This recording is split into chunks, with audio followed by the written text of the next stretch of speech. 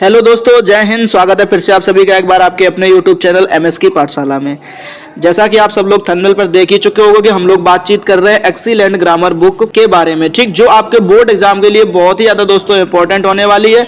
जो भी UP board के स्टूडेंट हैं उन सबको ये बात अच्छी तरीके से पता होगी कि जो एक्सीलेंट ग्रामर बुक है वो आपके लिए कितनी ज्यादा इंपॉर्टेंट है दोस्तों, ठीक। और उससे भी अच्छी बात क्या है कि हम इस एक्सीलेंट ग्रामर बुक का एक्सरसाइज सॉल्यूशन सीरीज स्टार्ट कर चुके हैं दोस्तों, ठीक है। और आज हमारे पास में है सिंटैक्स के प्रोनाउन टॉपिक का एक्सरसाइज नंबर 6 दोस्तों, ठीक है। जैसा कि आप लोग देख पा रहे होंगे एक्सरसाइज नंबर 6, ठीक है। इससे पहले हम लोग दोस्तों नरेशन की जितनी भी एक्सरसाइज थी उनको सब कंप्लीट कर चुके हैं, और इससे पहले जो भी सिंटैक्स की एक्सरसाइज थी उन सभी एक्सरसाइज को हम लोग कवर कर चुके हैं दोस्तों। फिलहाल आज हमारे पास में है प्रोनाउन की एक्सरसाइज नंबर 6। इससे पहले दोस्तों हम लोग एक्सरसाइज नंबर 5 को भी सॉल्व कर चुके हैं। अगर अभी तक आपने वो वीडियो नहीं देखे हैं तो आप लोग प्लीज चैनल की प्लेलिस्ट एक्सीलेंट ग्रामर बुक के नाम से प्लेलिस्ट बनी हुई है, वहां पर जाकर के सारे वीडियो को अच्छे से देखकर टॉपिक को और कॉन्सेप्ट को क्लियर कर सकते हैं। फिलहाल आज हम लोग बातचीत करने वाले हैं एक्सरसाइज नंबर 6 के बारे में। दोस्तों जल्दी से शुरू करते हैं बिना समय को बर्बाद करे हुए, ठीक है। ध्यान से देखिए दोस्तों, पहला क्वेश्चन आपको दिया गया है, कह रहा है one must do his duty, ठीक। अब आप यहां पर ध्यान रखिए क्या लिखा हुआ है, डू हिज ड्यूटी। ये चीज समझो आप ध्यान से, आप क्या कि one must do his duty. यहां पर आपको एक वर्ड देखने को मिल रहा होगा हिज, तो वन के साथ में जो पेयर बनता है वो हमेशा बनता है वंस का। ये बात आप अच्छे से याद रखिए, ठीक। तो वन के साथ में पेयर किसका बनता है, वंस का, ठीक। तो आप हिज की जगह पे वंस का यूज करेंगे, ये बात आप अच्छी तरीके से दिमाग में बैठा लीजिए, ठीक है दोस्तों। चलिए देखते हैं अब हम लोग नेक्स्ट क्वेश्चन को। अब नेक्स्ट क्वेश्चन में आपसे पूछा गया है I you and he went to Delhi, ठीक। अब अगर आप ध्यान से इस क्वेश्चन को पढ़ेंगे तो आपको एक चीज समझ में आएगी क्या कि यहाँ पर तीनों पर्सन आपको एक साथ देखने को मिल रहे हैं, फर्स्ट पर्सन, सेकेंड पर्सन और थर्ड पर्सन, ठीक है। तो आपको क्या याद रखना है कि जब आपको तीनों पर्सन एक साथ देखने को मिले, ध्यान रखना दोस्तों, जब आपको तीनों पर्सन एक साथ देखने को मिले तो आप ये 231 का कॉन्सेप्ट याद रखेंगे, ठीक। अब ये 231 का कॉन्सेप्ट का मतलब क्या होगा, तो आपको ध्यान रखना सबसे पहले आपको सेकेंड पर्सन लगाना है। अब सेकेंड पर्सन होता क्या है तो ये याद कर लीजिए, तो यू, ठीक है। उसके बाद आपको थर्ड पर्सन लगाना। थर्ड पर्सन में क्या आता है तो आप ध्यान रखना है ही आता है, सी आता है, इट आता है और दे आता है, ठीक। ये सब कुछ आपको ध्यान रखना। उसके बाद रही बात फर्स्ट पर्सन की, तो फर्स्ट पर्सन में आपको आई और वी देखने को मिलता है दोस्तों, ठीक। तो ये आप ध्यान रखना अच्छी तरीके से। तो आप ये बात अगर अच्छे से याद रख पाएंगे तो आप क्वेश्चन भी अच्छी तरीके से सॉल्व कर पाएंगे। फिलहाल अब आपको ये बात समझ में आ गई होगी हमें सबसे पहले क्या लिखना है, ठीक। तो आप ध्यान देंगे कि सबसे पहले आपको क्या लिखना पड़ेगा, यहाँ पर यू, और फिर उसके बाद आप लिखेंगे ही, और फिर उसके बाद आप लिखेंगे एंड आई, ठीक। तो इस तरीके से आपको ये क्वेश्चन का आंसर देना है दोस्तों, ठीक है। अच्छे तरीके से तैयार कर लीजिए।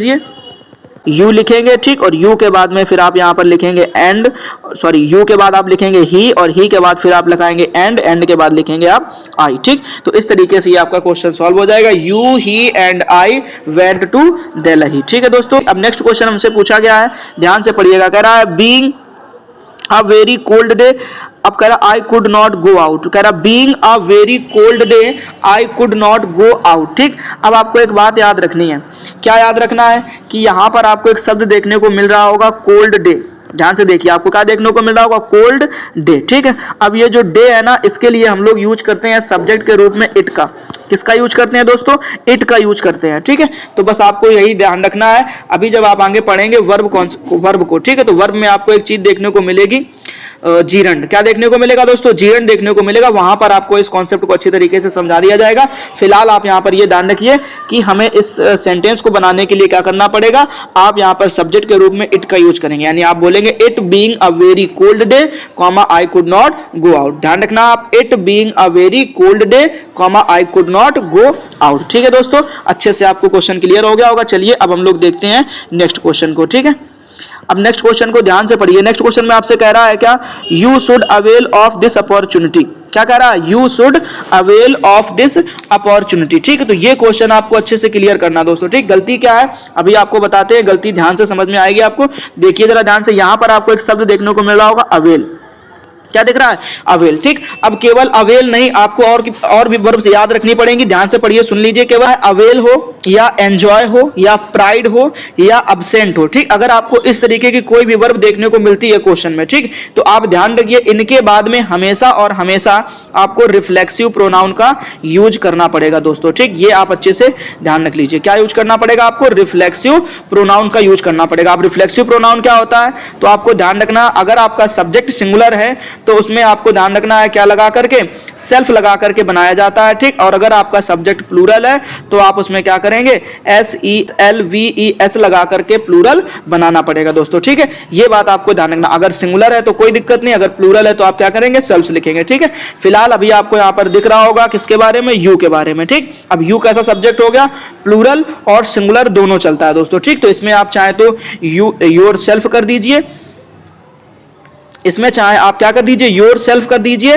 या योर सेल्फ्स कर दीजिए, दोनों एकदम से सही हो जाएंगे। ठीक, तो आपको करना क्या है, यानी कि यहां पे, ठीक, यानी अवेल के बाद, कहां पे, अवेल के बाद में आप लिखेंगे क्या, योर सेल्फ। तो क्या बनेगा, you should avail your self of this opportunity. ठीक है दोस्तों, अच्छे से आपको क्वेश्चन क्लियर हो गया होगा। चलिए अब हम लोग देखते हैं नेक्स्ट क्वेश्चन के बारे में। ठीक है, अब नेक्स्ट क्वेश्चन में क्या है, ध्यान से पढ़िएगा। ठीक, नेक्स्ट क्वेश्चन में आपसे पूछा गया है, कह रहा है क्या, it is me who did it. ध्यान रखिएगा, it is me who did it. ठीक, अब आपको यहां पर एक शब्द देखने को मिल रहा होगा, लिखा है यहां पर क्या, मी। क्या लिखा हुआ है, मी लिखा हुआ है। ठीक, इसको ध्यान से पढ़ लीजिए पहले तो। ठीक है, अगर आपको किसी सेंटेंस में इट इज लिखा मिलता है या इट वाज लिखा मिलता है, ठीक, उसके बाद आपको ध्यान रखना कोई ना कोई ऑब्जेक्ट देखने को मिलेगा, ठीक, जो गलत होता है, और उसके बाद आपको देखने को मिलेगा रिलेटिव प्रोनाउन। ठीक, तो आपको यहां पर ध्यान रखना है जो रिलेटिव प्रोनाउन है वो आपको दिख रहा होगा यहां पर हु।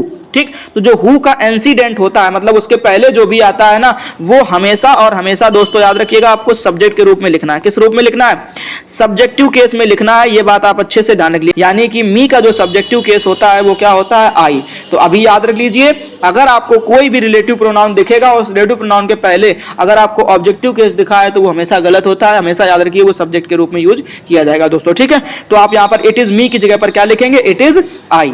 ठीक है दोस्तों, अच्छे से आपको ये क्वेश्चन क्लियर हो गया होगा। फिर से सुन लीजिए ध्यान से, अगर आपको सेंटेंस में इट इज मिले या इट वाज मिले, उसके बाद हमेशा आप क्या लिखेंगे, सब्जेक्टिव केस का यूज करेंगे दोस्तों। ठीक है, चलिए फिलहाल देखते हैं हम लोग नेक्स्ट क्वेश्चन। अब नेक्स्ट क्वेश्चन में आपसे पूछा गया है, ध्यान से पढ़िए, योर सेल्फ आर रिस्पॉन्सिबल। क्या लिखा हुआ है, योर सेल्फ आर रिस्पॉन्सिबल। ठीक, अब आप इस क्वेश्चन को कैसे करेंगे, तो आपको एक चीज अच्छे से क्लियर होनी चाहिए, वो ये क्या कि आपने देखा होगा कि आप जब भी यूज करते हो ना, तो सबसे पहले तो आपको क्या लिखना पड़ता है, सब्जेक्ट। क्या लिखना पड़ता है, सब्जेक्ट। सब्जेक्ट के बाद आप वर्ब लगाते हैं, वर्ब के बाद आपको ऑब्जेक्ट मिलता है। तो यही तो फॉर्मेट होता है किसी भी क्वेश्चन का।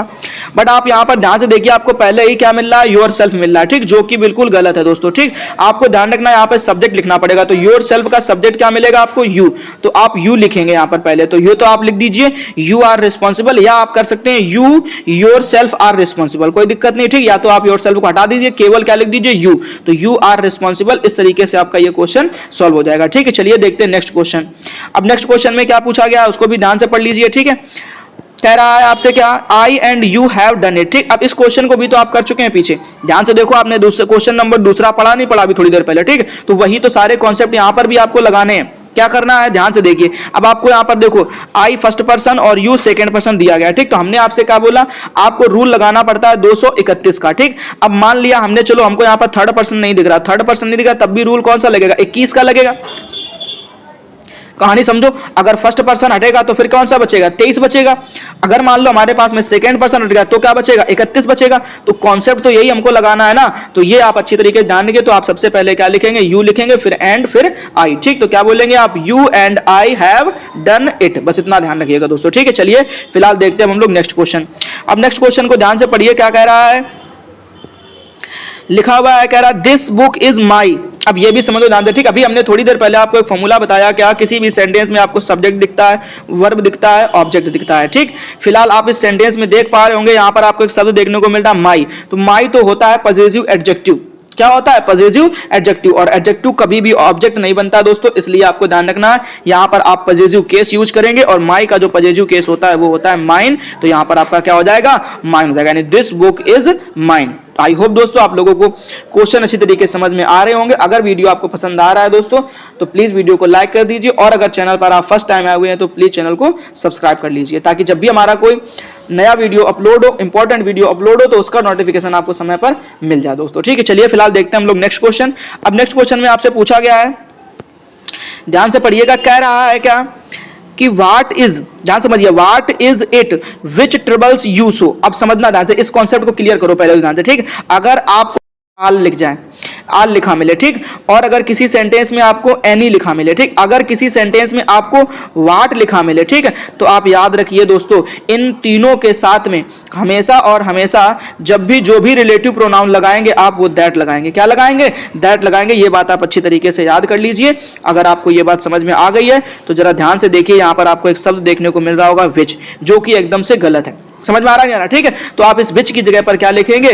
दैट लिखेंगे, ठीक। ये बात आप याद रखिए, आपको विच की जगह पर क्या लगाना है? दैट लगाना। मतलब क्या बनेगा? What is it that you that troubles you so much, ठीक। इस तरीके से आप ध्यान रखें। चलते देखते हैं नेक्स्ट क्वेश्चन। अब नेक्स्ट क्वेश्चन भी बहुत ज्यादा अच्छा क्वेश्चन है, ध्यान से समझिएगा, ठीक। कह रहा है क्या? You and I have done my task, ठीक। अब समझ लो ध्यान से, अभी आपको थोड़ी देर पहले मैंने आपको 231 का कॉन्सेप्ट सिखाया, क्या ये क्वेश्चन उसी तरीके से नहीं बना हुआ है क्या? ध्यान से देख लो, सब कुछ दिख रहा होगा आपको साफ साफ। देखो ध्यान से, सबसे पहले आपने देखा है, आपको यहां पर क्या दिख रहा है? यू, ठीक, सेकंड पर्सन है, कोई दिक्कत नहीं है। उसके बाद आपने देखा क्या लिखा है? आई, तो सेकंड पर्सन है, फर्स्ट पर्सन है, ठीक, हमें समझ में आ गया। हमारे पास में जो रूल लगा हुआ है वो 21 का लगा हुआ है, ठीक, कोई दिक्कत नहीं है। हमने क्या कहा था? 21 हो सकता है, 23 हो सकता है, 31 हो सकता है, ठीक, इस तरीके के रूल हो सकते हैं, ठीक है। और ये हमारा रूल लगा हुआ है, मतलब सेंटेंस सही होना चाहिए। अभी भी गलती है सेंटेंस में दोस्तों, ठीक, ये ध्यान रखिएगा आप। अच्छा, अब गलती क्या है तो उस गलती को भी दूर कर लेते हैं, ठीक। कैसे? अब आपको यहाँ पर एक शब्द देखने को मिल रहा होगा, ध्यान से देखिए, माई। क्या देखने को मिलता है आपको यहाँ पर? माई, ठीक है। अब ये माई हो गया आपका प्रोनाउन, ठीक। अब इस प्रोनाउन को आपको यहाँ से हटाना और इसकी जगह पर लगाना क्या, ये समझिए जरा ध्यान से आप, ठीक। तो अगर आपको कहीं भी किसी के भी साथ में अगर आई शब्द देखने को मिले, चाहे फिर आपका वो 231 लिखा हो, चाहे 21 लिखा हो, चाहे 31 लिखा हो, ठीक, आप देखेंगे आपको यहाँ पर फर्स्ट पर्सन यानी आई देखने को मिलेगा या वी देखने को मिलेगा, तो आप याद रखिए वहां पर आपको मीनिंग आती है हम की। किसकी आती है? हम की। जैसे तुम और मैं, मतलब हम। समझ में आ रहा है, ठीक है। अब जैसे तुम और मैं यानी कि हम। अब जैसे इसको पढ़ो जरा ध्यान से, ठीक। इसमें क्या बोलोगे? तुम, थर्ड पर्सन में हमने मान लिया ही, तो तुम, वह और मैं, ठीक। तो इसमें भी क्या आ गया? मैं आ गया, मतलब क्या बोलोगे? हम बोलोगे, ठीक। इसको पढ़ोगे तो कह रहा है तुम और मैं यानी कि हम। इसमें पढ़ोगे तो ही और मतलब वह और मैं, ठीक। तो क्या बोलोगे? हम। तो ये ध्यान रखना। अब इस वाले में और इस वाले में और इस वाले में तीनों में मीनिंग किसकी आई? हम की आई, ठीक। अगर हम की मीनिंग आई है तो आपको ये बात याद रखनी है हमेशा। क्या याद रखना है? कि अगर हम की मीनिंग आती है तो आप हमेशा याद रखेंगे आपको क्या लिखना पड़ेगा? आर लिखना पड़ेगा, ठीक। ये बात आप ध्यान रखने कि आपको प्रोनाउन क्या यूज करना पड़ेगा? आर यूज करना पड़ेगा, ठीक। ये बात आप अच्छे से दिमाग में बैठा लीजिए, ठीक। अगर आपको यहाँ पर दोस्त ये 23 वाला देखने को मिलता है, क्या देखने को मिलता है? 23 वाला, ठीक, यानी कि तुम और वह, तुम और वह। क्या इसमें मैं आया? अब मैं नहीं आया तो हम भी नहीं बोलोगे, ठीक। तो इस केस में आपको ध्यान रखना क्या लिखना पड़ेगा? योर लिखना पड़ेगा। अब बताओ आपको कोई कॉन्सेप्ट दिक्कत दे रहा है क्या? सारी बातें क्लियर हुई कि नहीं हुई दोस्तों, ठीक। अगर क्लियर हो गई है तो वीडियो को लाइक जरूर कर दीजिए दोस्तों, ठीक। इस तरीके से आपको कहीं सीखने को नहीं मिलने वाला, अच्छी तरीके से आपको मैं सिखाने की कोशिश कर रहा हूं दोस्तों। वीडियो को प्लीज लाइक जरूर कर दीजिएगा, ठीक है। फिलहाल देखते हैं अब हम लोग नेक्स्ट क्वेश्चन। नेक्स्ट क्वेश्चन में आपको ध्यान देना है, क्या पूछा गया है, ध्यान से पढ़िए दोस्तों, ठीक। कह रहा है क्या? One should keep his duty. फिर से वही क्वेश्चन है जो आपने पीछे करा है, तो यहाँ पर हिज की जगह पे आप क्या करेंगे? वंस करेंगे। जल्दी से कर लेते हैं नेक्स्ट क्वेश्चन, ठीक। ध्यान से पढ़िएगा नेक्स्ट क्वेश्चन। कह रहा है क्या? Home book is this. ये समझ लो, ये अच्छा क्वेश्चन है। Home book is this. चलो कॉन्सेप्ट पकड़ते हैं ध्यान से, ठीक है। आपके पास में कभी ना कभी हु देखने को मिलेगा, आपके पास में कभी ना कभी हुज देखने को मिलेगा, आपके पास में कभी ना कभी हुम देखने को मिलेगा, ठीक है। अब एक कहानी समझने की कोशिश करिएगा दोस्तों ध्यान से, ठीक है। यहाँ पे जो ये हु होता है ये काम करता है सब्जेक्ट का, और यहाँ पे जो ये हुम होता है ये काम करता है ऑब्जेक्ट का, ठीक। और जो ये हुज होता है ये काम करता है दोस्तों एडजेक्टिव का। किसका यूज करता है? एडजेक्टिव का यूज करता है, ठीक है। यानी पॉजिटिव एडजेक्टिव का यूज करता है, अधिकार दिखाता है, ठीक। अब आप खुद सोच के देखिए जरा ध्यान से, यहाँ पर आपको शब्द दिख रहा है बुक। अब बुक खुद क्या होता है? नाउन होता है। बुक खुद क्या है? नाउन है, ठीक। अगर ये खुद नाउन है तो क्या लगता है आपको, नाउन के पहले आप सब्जेक्ट यूज करेंगे या ऑब्जेक्ट यूज करेंगे? जरा खुद देख करके देखिए ध्यान से, ठीक है। तो याद रखिए दोस्तों हमेशा कि नाउन के पहले हमेशा और हमेशा जिस चीज का यूज किया जाता है वो होता है दोस्तों एडजेक्टिव। क्या होता है? एडजेक्टिव, ठीक। तो आप यहाँ पर एडजेक्टिव का यूज करेंगे। मतलब साफ है कहने का क्या कि आपको जहां पे ये हुम दिख रहा है इस हुम की जगह पे आप लिखेंगे हुज। क्या लिखेंगे आप? हुज लिखेंगे। ये बात आपको अच्छे से ध्यान रखनी है दोस्तों, क्लियर। चलिए अब हम लोग देखते हैं नेक्स्ट क्वेश्चन के बारे में, ठीक है। ध्यान से समझ में आ गया होगा कॉन्सेप्ट, आपको अच्छी तरीके से याद रखिए। फिलहाल देखते हैं नेक्स्ट क्वेश्चन। ठीक, अब नेक्स्ट क्वेश्चन को ध्यान से पढ़िएगा। ठीक, नेक्स्ट क्वेश्चन में कह रहा है I will avail of this chance. ठीक, अभी थोड़ी देर पहले आपने इस वर्ब को पढ़ा है, थोड़ी देर पहले अवेल। ठीक, हमने क्या बोला था आपसे, अवेल मिले आपको, एंजॉय मिले, प्राइड मिले, अब्सेंट मिले। ठीक, इनके बाद हमेशा आपको रिफ्लेक्सिव प्रोनाउन का यूज करना है दोस्तों, ये बात आप याद रखिए। ठीक, अब आपके पास में यहाँ पर सब्जेक्ट क्या दिया गया, आई, और आई का रिफ्लेक्सिव प्रोनाउन होता है माई सेल्फ। क्या होता है, माई सेल्फ होता है। ये बात आप अच्छी तरीके से दिमाग में बैठा लीजिए। ठीक, तो आपको यहाँ पर क्या यूज करना है, माई सेल्फ यूज कर देना है। समझ में आया दोस्तों आपको? ठीक, कहाँ पे करना है इसकी भी कहानी समझ लो, तो ध्यान रखना हमेशा वर्ब के बात करते हैं, यानी I will avail my self of this chance. Clear? चलिए देखते हैं अब हम लोग नेक्स्ट क्वेश्चन। ठीक, नेक्स्ट क्वेश्चन में आपसे पूछा गया है क्या, ध्यान से पढ़िएगा दोस्तों। नेक्स्ट क्वेश्चन में आपसे कह रहा है क्या, it is I who done it. अब देखो ध्यान से, अभी थोड़ी देर पहले आपने पढ़ा है कि नहीं पढ़ा इस क्वेश्चन को, कह रहा इट इज आई। अब आपको क्वेश्चन में क्या मिलेगा, इट इज मिलेगा। ठीक, और हमने आपसे कहा था अगर इट इज के बाद में कभी भी आपको क्या देखने को मिले, अगर रिलेटिव प्रोनाउन हु देखने को मिले तो उसके बाद हमेशा आपको क्या देखने को मिलेगा, सब्जेक्टिव केस मिलेगा। और आपको दिया गया, आपको लगेगा क्वेश्चन सही है, क्वेश्चन अभी भी गलत है, कहीं तकलीफ है क्वेश्चन में, समझो जरा ध्यान से कहां पर तकलीफ है। ठीक, अब आपको ये चीज तो क्लियर हो गई ना कि यहां पर जो चीज यूज हुई है वो कैसा है, सब्जेक्ट है। ठीक, अगर ये सब्जेक्ट है तो इसके हिसाब से यहां पे वर्ब भी तो सिंगुलर लगनी चाहिए। सोच करके देखो जरा ध्यान से खुद ही, यहां पर वर्ब कैसी लगनी चाहिए, सिंगुलर, जबकि क्या दे रखा है, हैज दे रखा है। दोस्तों आपको यहां पर क्या लिखना पड़ेगा, हैव लिखना पड़ेगा। समझ में आया कि नहीं आया, ध्यान से सुन लो, it is I who have done it, ऐसे क्वेश्चन को बनाना है। समझ में आ गया? चलिए देखते हैं नेक्स्ट क्वेश्चन। नेक्स्ट क्वेश्चन में आपसे पूछा गया है क्या, ध्यान से पढ़िएगा, कह रहा है none of the two sisters is married. ठीक, ये क्वेश्चन बड़ा अच्छा है, ध्यान से समझ लीजिए दोस्तों, कॉन्सेप्ट पकड़िए पहले ध्यान से। कह रहा है none of the two sisters is married. ठीक है, अब क्वेश्चन समझने की कोशिश कीजिए ध्यान से। ठीक, अगर आपके पास में केवल दो लोगों की बात हुई, कितने लोगों की, दो लोगों की। ठीक, थोड़ा ध्यान से समझने की बात करिएगा, तो आप यूज करेंगे आइदर ऑफ का। किसका यूज करेंगे, आइदर ऑफ का। अगर दो में से एक की बात करेगा तो आप क्या लिखेंगे, आइदर ऑफ। ठीक, अगर दो से ज्यादा की बात हो जाए, 2 प्लस की बात हो या मोर देन 2 की बात हो, तो आप उस जगह पे यूज करेंगे एनी ऑफ का। किसका यूज करेंगे, एनी ऑफ का यूज करेंगे। ठीक, लेकिन अगर, सुनना ध्यान से, अगर दो में से कोई नहीं की बात करेगा, किसकी, दो में से कोई नहीं की बात करेगा, तो आप उस जगह पे लिखेंगे नाइदर ऑफ। क्या लिखेंगे, नाइदर ऑफ। कितने में से, दो में से कोई नहीं।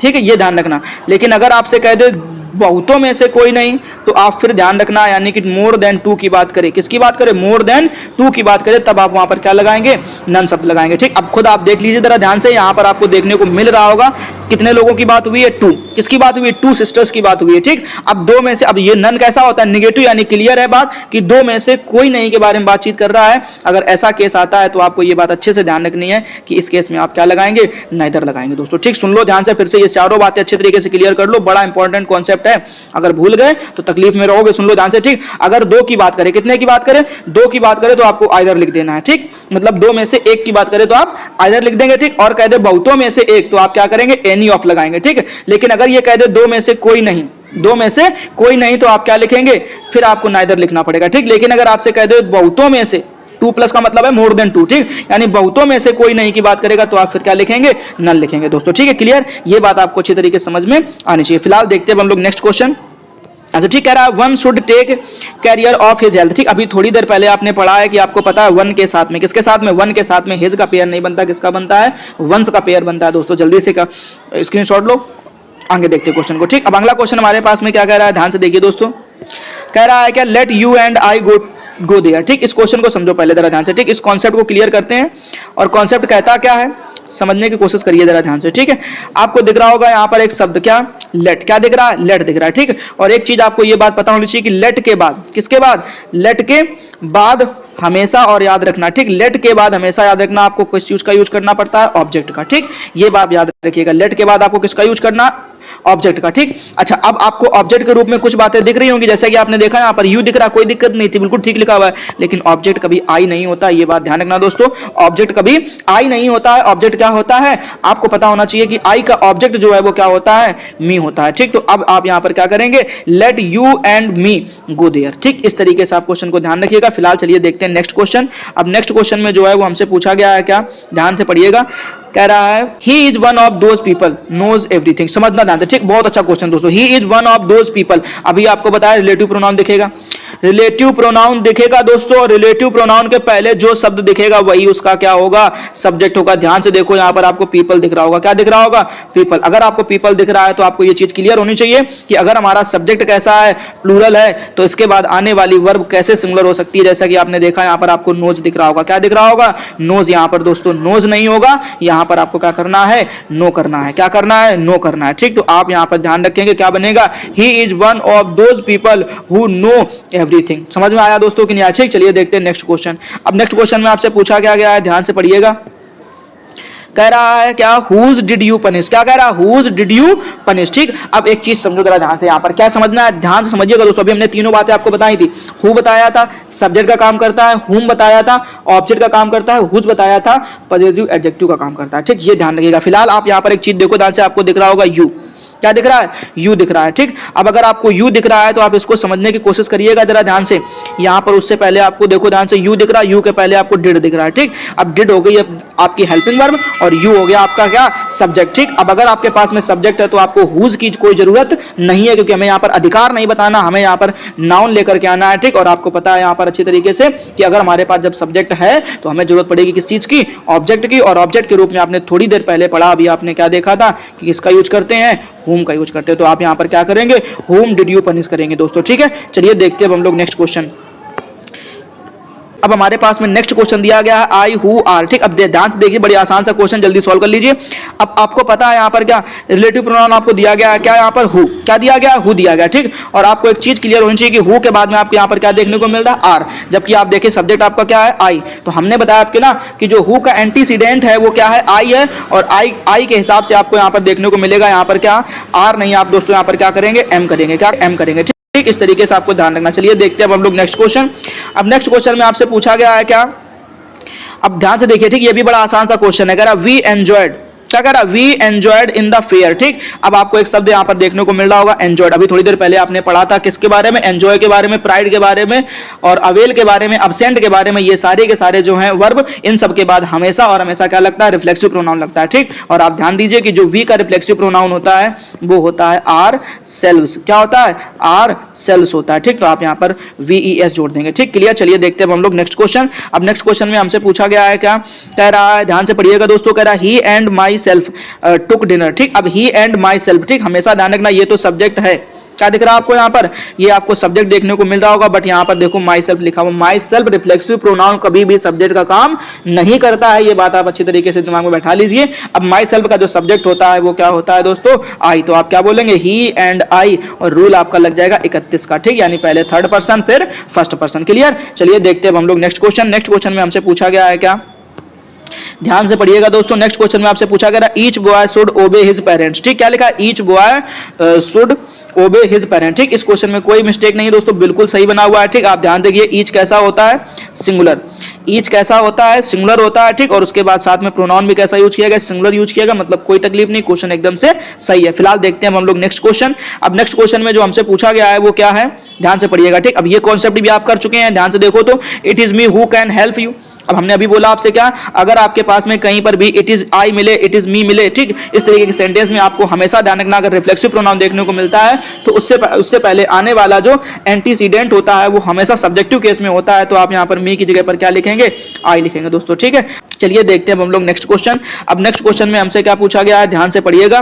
कह रहा है neither of two boys are good. क्या कह रहा है, neither of two boys are good. ठीक, इस क्वेश्चन को हम लोग करके देखते हैं जल्दी से, ध्यान से पढ़िएगा। ठीक है, अब आप देखिए ध्यान से, आपको अभी थोड़ी देर पहले एक चीज बताया गया था। ठीक, उस कहानी को याद रखिए, क्या बताया गया था, हमने कहा था नाइदर का यूज कितने लोग करते हो, 2 लोगों के लिए। ठीक, और आपको 2 लोग दिए भी गए हैं। ठीक, बट एक कहानी इसकी और होती है कि अगर किसी सेंटेंस में आपको each of, either of, neither of, one of, none of, सुन लो, each of, either of, one of, none of अगर देखने को मिलते हैं तो इनके बाद आने वाला नाउन हमेशा प्लूरल होता है। ठीक, आप ध्यान से देखिए, ये वाला नाउन आपको कैसा दिख रहा होगा, प्लूरल। क्या लिखा मिला आपको यहाँ पर, बॉयज। ठीक, तो देखिए ध्यान से कैसा है, प्लूरल है। बट याद रखना, एक कहानी याद रखना दोस्तों, क्या याद रखना है कि इसके बाद जो भी वर्ब लगती है वो वर्ब हमेशा सिंगुलर आती है। आपने देखा यहाँ पर आर आपको कैसा दिख रहा है, प्लूरल दिख रहा है। ठीक, तो आप इस आर की जगह पे क्या लिखेंगे, इज लिखेंगे। क्लियर, ये ध्यान रखना, चाहे वो ईच ऑफ हो, आइदर ऑफ हो, नाइदर ऑफ हो, वन ऑफ हो, नन ऑफ हो, कुछ भी दिया गया हो, कोई फर्क नहीं पड़ता।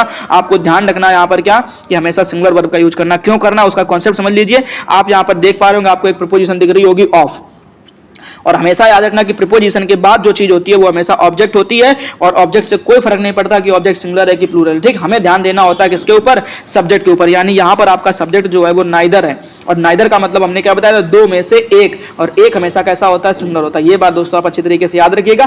फिलहाल देखते हैं हम लोग नेक्स्ट क्वेश्चन। अब नेक्स्ट क्वेश्चन में आपसे पूछा गया है क्या, this is all what I now. ठीक, अभी थोड़ी देर पहले हमने आपसे कहा था अगर किसी सेंटेंस में आपको ऑल देखने को मिले, किसी सेंटेंस में आपको एनी देखने को मिले, किसी सेंटेंस में आपको व्हाट देखने को मिले, इन सब का पेयर हमेशा याद रखिएगा दोस्तों किसके साथ बनता है, दैट के साथ में बनता है। ठीक, तो आप अच्छी तरीके से समझ गए होंगे हमें यहाँ पर व्हाट की जगह पे क्या लिखना पड़ेगा, दैट लिखना पड़ेगा। ये बात आप अच्छे से याद रख लीजिए दोस्तों। फिलहाल आप ध्यान देखिए नेक्स्ट क्वेश्चन। अब नेक्स्ट क्वेश्चन आप देखिए ध्यान से और पढ़िए। कह रहा है क्या, it is not me who is in love with you. ठीक, अब आपको इसका क्या करना है, आंसर कमेंट बॉक्स में बताना दोस्तों। ठीक, ये अभी पढ़ाया हुआ कॉन्सेप्ट है आपको, मैंने थोड़ी देर पहले आपको पढ़ाया है। आप इसका आंसर कमेंट बॉक्स में बताइएगा दोस्तों जरूर से, और एक कमेंट जरूर अच्छी सी छोड़ करके जाइएगा दोस्तों। अगर वीडियो आपको पसंद आया है तो प्लीज वीडियो को लाइक कर दीजिएगा। हम लोग फिर से मिलेंगे ऐसे ही नेक्स्ट मोस्ट इंपॉर्टेंट वीडियो के साथ में दोस्तों। तब तक के लिए जय हिंद, अपना ख्याल रखिएगा और अच्छी तरीके से पढ़ाई करते रहिएगा।